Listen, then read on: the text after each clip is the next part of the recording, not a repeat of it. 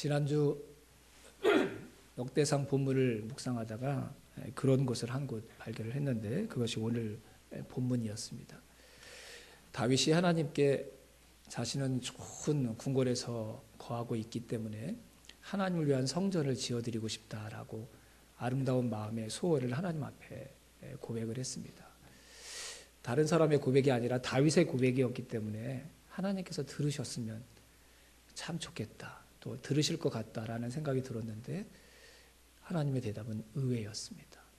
나를 위한 집을 건축하지 말라. 하나님께서 선지자를 통해서 분명한 하나님의 마음과 뜻을 다윗에게 말씀해 주셨습니다.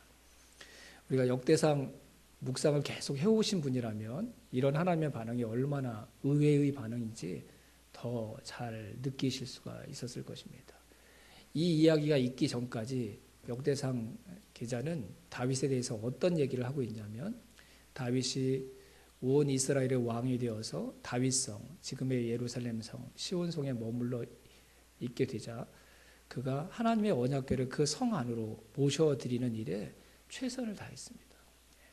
정말 정성을 다해서, 힘을 다해서 수많은 사람들을 동원해서 하나님의 언약궤를 이 자신이 통치하는 다윗성 안에 이스라엘의 중심으로 모셔오기 위해서 그가 정말 각별한 노력을 다했음을 이 이야기 앞에 부분에 있는 내용을 통해서 우리가 계속 볼 수 있었습니다.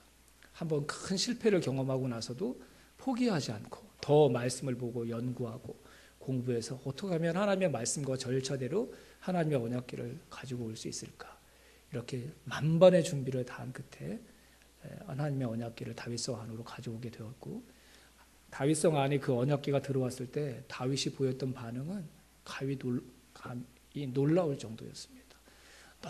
너무 기뻐가지고요, 기뻐 춤을 추고 그의 아내가 볼 때 미친 사람인 것처럼 착각할 정도로 너무너무 좋아가지고요, 그 하나님의 언약궤가 들어온 사실이 너무너무 좋아서 그렇게 기쁘게 반응하는 다윗의 모습이 이 앞부분에 나와 있고, 또 오랜 시간에 걸쳐서 하나님 앞에 그것 때문에 예배하고 찬양하고 제사드리고, 또 그런 예식들이 다 끝나고 나서 그 하나님의 언약궤를 온전히 보관하기 위해 조직을 갖추고 사람들에게 각별히 주의를 주어서 그 하나님의 언약궤가 잘 보관될 수 있도록 최선의 조치를 다 취하는 이야기가 이 앞부분에 나옵니다. 다윗이 왜 그렇게 하나님의 언약궤를 다윗성 안으로 가져오기를 원했을까요? 혹자들은 정치적으로 이용하기 위함이었다, 그렇게 얘기하는 사람들도 있지만 저는 그렇게 생각하지 않습니다. 다윗이 그런 얕은 수로 하나님의 언약궤를 이용하고자 했다고 한다면 지금 새로운 이스라엘을 재건하려고 하다가 낙심해 있는 절망한 이스라엘 백성들에게 역대기를 사용하면서 기록하게 하시면서 그 이야기를 하셨을 리가 없을 것입니다. 다윗은 자신이 아니라 하나님이 자신이 왕으로 있는 이스라엘을 다스리시는 진정한 왕이 되기를 원했던 것입니다. 하나님의 말씀에 의해 다스림을 받는 나라, 하나님이 이스라엘의 중심에 계시는 그런 나라, 언약궤를 그 이스라엘의 중심지 다윗성으로 가져오고자 했던 다윗의 가장 큰 이유와 목적은 바로 거기에 있었던 것이죠. 내가 왕인 나라가 아니라 하나님이 왕이신 나라, 내가 다스리는 나라가 아니라 하나님의 말씀에 의해 다스림을 받는 나라, 그것이 바로 하나님께서 자신을 왕으로 세우신 이유요, 이스라엘을 세우신 하나님의 목적이었음을 다윗이 잘 알고 있었기 때문이었습니다.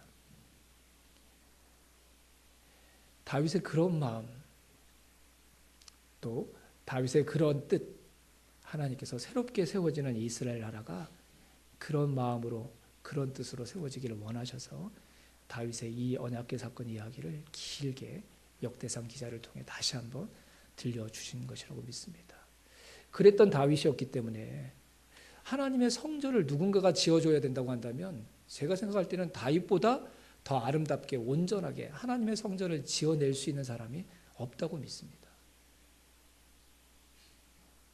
하나님을 가장 사랑하는 사람이, 그래서 하나님을 위해 가장 아름다운 성전을 지어줄 수 있었던 다윗이었기에 다윗이 하나님께 제가 하나님의 성전을 지어드리겠습니다 라고 제안했을 때, 자신의 소원을 고백했을 때 저는 하나님이 당연히 그래, 너라면 나의 성전을 지어줬으면 좋겠다라고 허락해 주셨을 것 같은데 하나님께서 의외로 내 집을 짓지 말라고 다윗의 그런 선한 제안을 하나님께서 거절하셨던 것입니다. 왜 그러셨을까요, 여러분? 성전을 짓기에 가장 합당한 사람이라고 얘기할 수 있었던 다윗의 제안이었는데 왜 하나님께서 그런 선한 제안을 거절하시고 반대하셨을까요? 생각해 봐야 됩니다. 가장 중요한 건요, 우리가 아무리 선한 뜻을 가지고 있어도 하나님이 때로는 거절할 수 있다는 사실을 배워야 합니다. 그것 때문에 절망하거나 실망하시면 안 됩니다, 여러분. 저를 가만히 돌아보니까요, 그럴 때 제일 크게 실망하는 것 같아요. 나는 좋은 의도로 했는데, 나는 선한 뜻을 가지고 했는데 그게 잘 안 돼요. 사람들이 호응하지 않아요. 그러면 그 낙심이 진짜 크더라고요, 이게. 근데 여러분, 그럴 수 있는 게 인생이구나. 하나님이 살아계셔도 그런 일이 일어날 수 있구나. 이걸 아는 게 가장 중요한 교훈 같습니다. 왜 하나님께서 거절하셨을까? 다윗의 이런 선한 제안을 왜 하나님께서 막으셨을까? 일단 하나님께서 다윗의 이런 선한 제안을 거절하시고 막으신 다음에 다윗에게 주셨던 일을 생각하면 이 거절은 다윗에게 나쁜 일이 아니라 심히 좋은 일이었습니다. 하나님이 어떤 약속을 또 하셨죠? 다윗의 이 제안을 거절하시고 나서 너의 선한 뜻을 하나님이 기쁘게 받으시고요, 다윗과 그 후손들로 이스라엘의 왕조와 가문을 이루게 해주시겠다고 하나님께서 약속하셨어요. 이런 겁니다. 다윗이 하나님께 하나님을 위한 집을 제가 지어드릴게요. 그랬더니 하나님은 뭐라고 그러셨냐면 아니야, 내가 너를 위한 너의 후손들의 왕조를 너를 위해서 지어줄게. 하나님이 이렇게 역제안을 하신 거예요. 하나님을 위한 성전을 지어주겠다는 다윗의 제안을 거절하시고 하나님이 아니야, 네가 나를 위해 성전을 지어주는 게 아니라 내가 너를 위해, 너의 후손들을 위해, 이 나라를 위해 너의 후손들이 왕이 되는 왕의 가문을 세워줄게. 너의 집안을 세워줄게. 하나님께서 이렇게 말씀하신 겁니다. 다윗이 기분 나빠야 될 일이 아니죠, 여러분. 그렇죠? 다윗이 섭섭해야 될 일이 아닙니다. 하나님을 위해 요만큼 해드리겠다 그랬는데 하나님은 그거 거절하시고 그것과 비교되지 않는 더 큰 것을 해주시겠다고 하나님께서 오히려 더 큰 약속을 말씀해 주셨기 때문입니다. 그런데 실제로요, 이런 일이 있으면 우리가 이것 때문에도 실망하고 좌절할 때가 참 많습니다. 하나님이 그렇게 큰 뜻을 알려주셨는데 내 뜻이 단지 좌절됐다는 그 이유 때문에 좌절하고 낙심하는 사람들이, 입이 이만큼 나와서 살아가는 사람들이 얼마나 많은 줄 모릅니다. 여러분 꼭 기억하십시오. 진짜 멋진 인생, 진짜 아름다운 인생은 나의 이름을 내는 것이 아니라 나의 인생을 통해 하나님의 이름을 내는 것인 줄로 믿습니다. 이렇게 한번 생각해 봅시다. 다윗이 제안한 대로 하나님께서 허락하셔서 다윗이 하나님을 위한 성전을 지어드렸어요. 다윗이 하나님을 향해 품었던 선한 뜻들이 한 번도 거절당하지 않고 다 이루어졌어요. 그러면 여러분, 모르긴 몰라도요, 사람들이 다윗의 인생을 이렇게 평가할 것입니다. 하나님을 위해 무엇도 하고 무엇도 했던 사람, 하나님을 위해 성전도 지었던 왕, 이렇게 기억할 거예요. 훌륭한 인생이죠. 그런 평가를 받을 수 있다는 것. 하지만 여러분, 그것보다 우리에게 더 소중하고 아름다운 인생 평가가 있습니다. 무엇인 줄 아십니까? 그 사람은 무엇을 한 사람이야 라는 평가보다 더 아름답고 존귀한 인생의 평가가 있습니다. 어떤 평가인 줄 아십니까, 여러분? 그 사람의 인생은 하나님께서 일하셨던 인생이야. 그 사람의 인생은 하나님께서 도우셔서 세우셨던 인생이야. 이 평가가 더 존귀하고 아름다운 평가인 줄로 믿습니다. 내가 무엇을 했습니다, 내가 무엇을 해냈습니다, 이런 평가보다 나의 인생은 하나님께서 세우신 인생입니다. 내가 이렇게 열심히 일해서 이 건물을 세웠습니다. 이 성전을 세웠습니다. 사람들에게 이 박수를 받는 사람이 큰 사람이 아니라 우리가 살아갔던 그 인생을 통해 저 사람의 인생은 하나님께서 도우셨던 인생입니다. 저 사람의 인생을 보면 하나님께서 살아계신 것을 우리가 두 눈으로 확인할 수 있는 인생이었습니다. 이 평가가 더 존귀하고 큰 평가인 줄로 믿습니다. 하나님께서 다윗에게 그 삶을 허락해 주고 싶으셨던 거예요. 다윗의 선한 마음 알지만 다윗을 정말로 사랑하셨던 하나님께서 다윗의 이름이 높아진 인생이 아니라 그것과 비교되지 않는 하나님의 이름을 높이는 일에 쓰임받는 인생, 하나님은 다윗의 인생이 그런 인생이 되기를 원하셨던 것입니다. 하나님이 왜 우리의 선한 뜻을 알면서도 우리의 일을 가로막고 우리의 계획들을 무너뜨리실까요, 여러분? 우리를 심판하시거나 벌하시기 위함이 아니라 저와 여러분의 인생을 더 존귀하고 아름다운 인생으로 세우시기 위해 하나님께서 그렇게 일하시는 줄로 믿습니다. 여러분,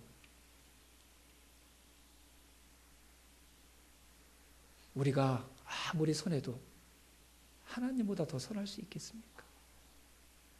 우리가 아무리 지혜로워도 하나님보다 더 지혜로울 수 있겠습니까? 우리가 아무리 열심히 일해도 하나님의 열심을 따라갈 수 있겠습니까? 착하게 살고 의롭게 살고 열심히 사는 것 좋습니다. 그렇게 살아야죠.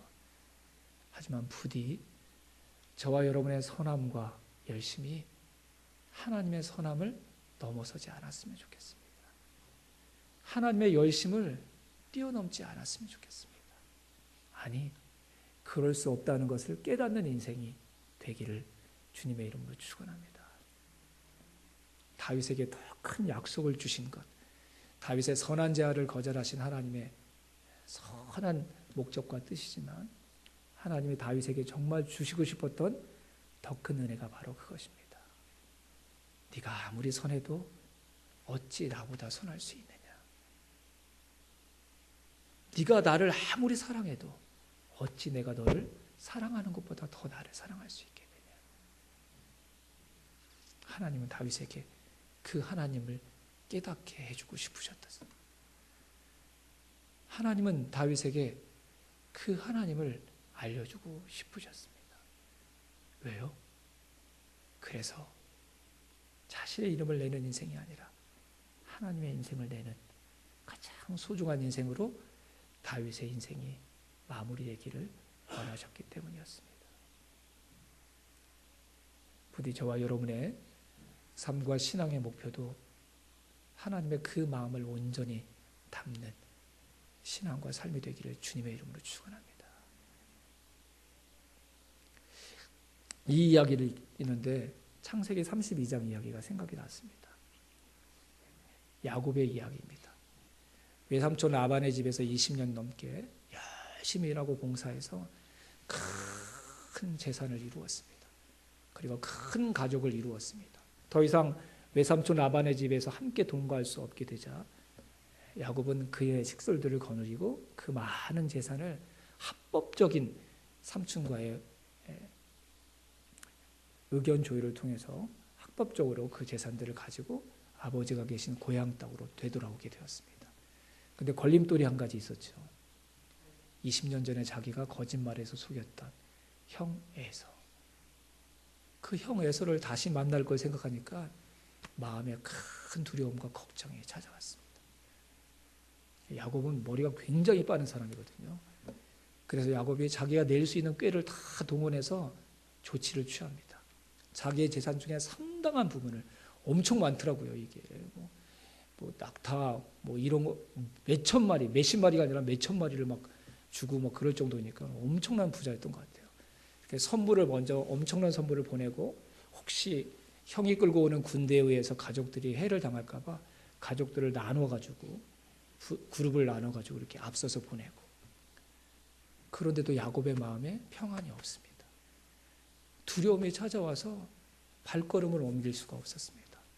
그래서 그가 야복 나루터 강가에서 하나님 앞에 간절히 씨름하듯이 기도하죠. 도와달라고. 하나님, 형이 두려움 가운데 나를 치러 오는데, 형의 군도가 지금 내 앞에 닥쳐오고 있는데, 하나님, 제가 할 수 있는 방법으로는 이 문제를 해결할 수 없습니다. 하나님 도와주세요. 정말 간절히 기도했던 것 같아요. 그 다음 날까지. 그렇게 간절히 기도하면 하나님께서 선하고 가장 합당한 응답 주시는 분이 우리 하나님이시잖아요. 그렇죠? 근데 그런 간절한 기도의 싸움 끝에 하나님께서 그 간절히 기도했던 야곱에게 주셨던 선물, 응답이 무엇이었습니까, 여러분? 그의 환도뼈를 쳐서, 다리뼈를 쳐서 그가 걷지 못하도록 했던 것입니다. 온전히 걷지 못하도록 하셨죠. 전 이게 잘 이해가 안 됐어요. 그렇게 간절히 기도하고 두려워서 걱정돼서 하나님 앞에서 간절히 기도하면 하나님께서 그 두려움을 이길 수 있는 선한 응답을 주셔야 되는데 마지막에 형이 쫓아올 때 마지막 보루가 뭡니까? 36개 주랭랑 치는 거잖아요. 그렇죠? 그럼 달려갈 수 있는 다리는 그대로 놔두셔야 되는데 그걸 치셨다니까요. 하나님께서. 하나님의 무슨 의도일까요? 무슨 뜻일까요, 여러분? 하나님, 제가 취한 이 조치로는 형에 대한 두려움을 이길 수가 없습니다. 형을 담대하게 만날 수가 없습니다. 제발 좀 도와주세요. 그렇게 간절히 기도한 야곱에게 왜 도움을 주시지 않고 그를 더 연약하게 만들어 버리셨을까요? 생각해 볼 필요가 있습니다.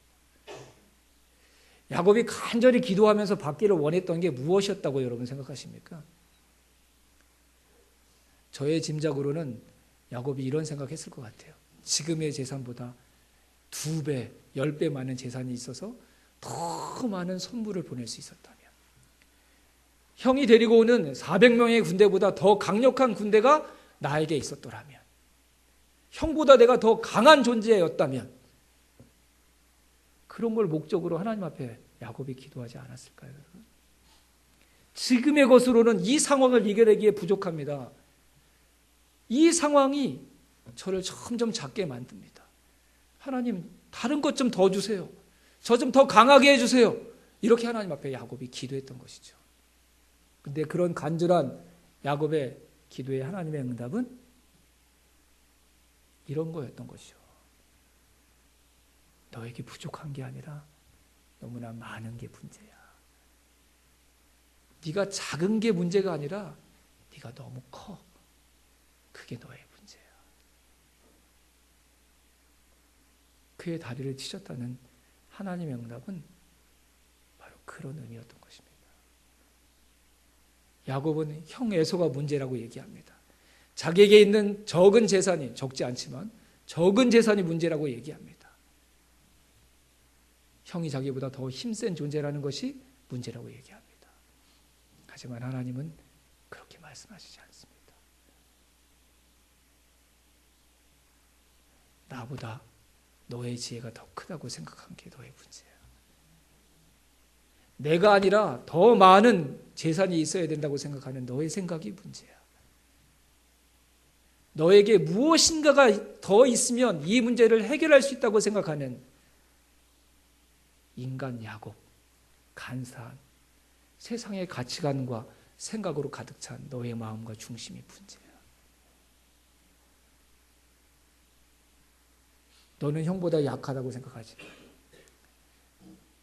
네가 가장 큰 존재라고 생각하는 너의 교만이 네 인생의 가장 큰 걸림돌이야. 하나님께서 그렇게 응답하셨던 것입니다. 그 이야기의 뒤를 여러분 다 알고 계실 것입니다.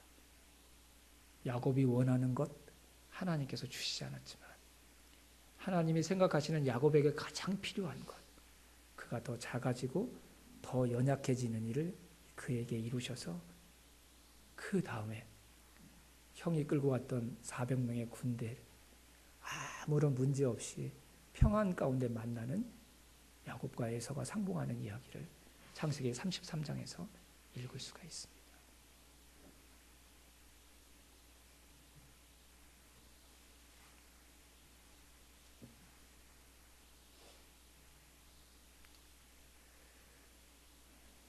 나의 방법이 아니라 하나님의 방법이 선한 줄 믿습니다. 내 생각과 다른 생각을 가지고 계신 하나님을 저와 여러분들이 꼭 만나게 되기를 주님의 이름으로 축원합니다.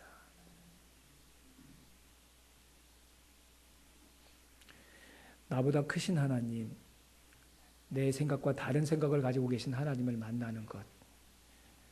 그래서 그때 내 뜻이 꺾이고 내 생각을 내려놔야 되는 것. 그거 가슴 아픈 일이지만 그때 저와 여러분이 진정한 하나님의 사람으로 세워지는 기회가 됩니다. 다리를 절게 된 야곱의 이름이 그날 밤 사건으로 이스라엘로 바뀝니다. 자기의 생각으로 살던 야곱이 이제 하나님께서 도우시고 이끌어 가셔야지만 살 수 있는 이스라엘로 인생이 완전히 바뀝니다. 더 무엇인가 필요하다고 생각했던 야곱의 인생이 하나님께서 나를 인도하시면 내가 도저히 넘을 수 없다고 생각했던 형 에서의 장벽도 넘을 수 있음을 경험하는 이스라엘로 세워지는 것을 이 사건을 통해서 볼 수가 있습니다. 여러분, 저와 여러분의 이름을 내는 인생이 아니라 저와 여러분을 사랑하셔서 때로는 저와 여러분의 계획과 뜻도 꺾으실 수 있는 정말 저와 여러분을 사랑하시는 이 야곱의 하나님, 다윗의 하나님을 만나는 저와 여러분의 인생이 되기를, 우리의 인생이 되기를 주님의 이름으로 축원합니다. 우리는 하나님과 다릅니다. 우리는 부족합니다. 그런 우리가 추구하고 살아가는 신앙의 길에 막힘이 없고 실패가 없다는 건 그것보다 위험한 일이 없습니다. 하나님이 정말 저와 여러분을 사랑하시면 저와 여러분의 인생이 한 번도 걸림돌에 걸리지 않고 형통하는 것이 하나님이 저와 여러분을 진짜 사랑하신다는 증거가 아니라 우리가 생각하는 것보다 훨씬 많은 횟수, 많은 사건 가운데 저와 여러분의 뜻을 하나님께서 꺾으시는 그 경험을 하는 것이 진짜 하나님이 저와 여러분을 사랑하신다는 증거인 줄로 믿습니다. 우리 그런 하나님 만나야 되지 않겠습니까? 기도하면 다 들어주시는 하나님이 아니라 그럴듯한 기도를 하지만 이 안에는 내 욕심으로부터 나왔던 그 기도의 정확한 실체를 보게 해주셔서 그 기도를 바꿔야 된다고 우리의 기도를 책망하시는 하나님, 그런 하나님 만나야 되지 않겠습니까? 아무리 생각해도 이게 선한 뜻인데 하나님을 위한 일인데 그런데도 그 일을 막아서는 하나님 앞에서 우리가 생각했던 것보다 더 많은 것을 생각하고 계시는, 그리고 더 큰 일을 생각하시는 그런 하나님을 만나는 것, 그게 진짜 신앙생활하는 정상적인 모습이 아닐까요, 여러분? 하나님, 형통하게 해 주시옵소서 라는 기도가 저와 여러분의 인생에서 사라지고 하나님의 뜻이 온전히 이루어지는, 내 선한 뜻보다 온전히 선한 하나님의 뜻만이 이루어진 그런 인생이 되게 해달라고 기도할 수 있는 하나님의 사람들로 저와 여러분의 인생이 세워지게 되기를 주님의 이름으로 축원합니다. 기도했더니 다 들어주셨다. 100% 가짜입니다. 사랑하시는 하나님은 그렇게 역사하시지 않습니다. 다른 건 몰라도 이건 들어주실 줄 알았는데 그 기도마저도 하나님께서 거절하셨다. 그건 거절이 아니라 저와 여러분을 정말 사랑하셔서 온전한 다윗으로, 야곱이 아니라 이스라엘로 저와 여러분을 세우고 계신다는 하나님의 사랑의 가장 강력한 증거가 될 것입니다. 하나님은 온 이스라엘을 세우시는 당신의 선한 뜻을 가지고 계신 분이시면서도 다윗 한 사람도 온전한 하나님으로 세워지기를 간절히 원하시는 분이십니다. 전체를 위해 작은 한 사람 몇 명들을 버리고 포기해도 되는 세상의 논리로는 그분의 선한 뜻을 이해할 수가 없습니다. 하나님께서 저와 여러분을 사랑하시기 때문에 때론 거절도 하시고 우리가 가고자 하는 선한 길을 막기도 하신다는 사실을 우리가 우리가 기억하고 오히려 내 뜻을 막아서시는 하나님, 그 하나님을 더 깊이 사랑하는 저와 여러분의 인생이 될 수 있기를 주님의 이름으로 축원합니다. 교회는 모든 게 용납되어야 되지만 내 뜻이 하나님의 뜻보다 절대로 커져서는 안 되는 하나님이 주인 되시는 공간입니다. 한 주 동안 하나님 앞에 기도하시고 하나님께서 정말 원하시는 선한 하나님의 뜻이 무엇인지 함께 분별해가는 저와 여러분의 한 주간의 삶이 될 수 있기를 주님의 이름으로 축원합니다. 내 뜻대로 되지 않아도 하나님 앞에 더 감사하는 귀한 믿음과 마음을 하나님께서 우리 공동체 모두에게 부어주시기를 주님의 이름으로 축원합니다.